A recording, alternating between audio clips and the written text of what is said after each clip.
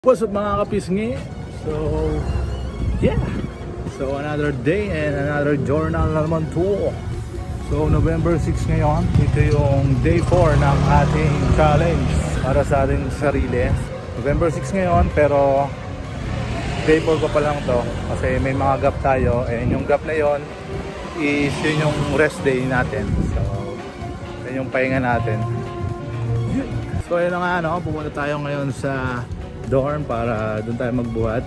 So compounding exercise yung gagawin natin or yung full body workout, kakasama yung shoulder, chest, back and squat. So yeah, yung apat lang naman yun yung ginagawa natin. So kung nasa dorm tayo ngayon, and yeah, so 5:30 ngayon dito sa Taiwan and ang bilis ngayon gumabi, lalo na magwi-winter ngayon. So taglamig na naman. So yeah, let's go. Dito na ulit tayo sa ating dormitory. So dito tayo magpapawis at magpapaputok ng pisngi.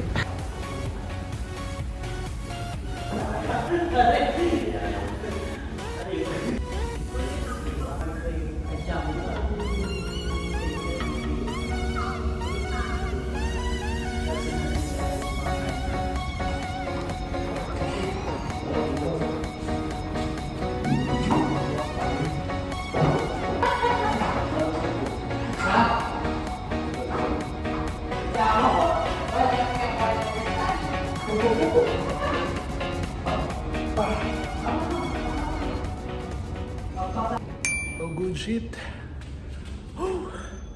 So after ng deadlift, squat naman. So 10 kilos ulit. So tapos na tayo mag deadlift. So mag-squat naman tayo.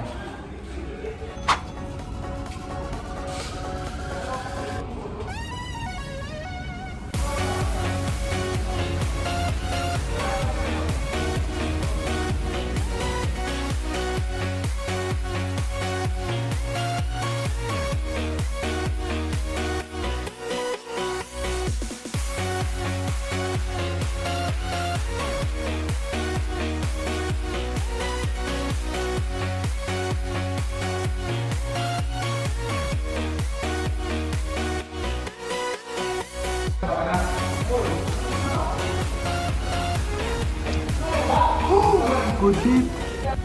So yun nga guys, tapos na tayo. So tapos na tayo mag chest, mag shoulder, mag deadlift and mag squat. Then sinabay na natin ng abs tsaka ng sa bicep. So yeah, yun lang naman. Thank you for watching. See you on the next journal. Peace out.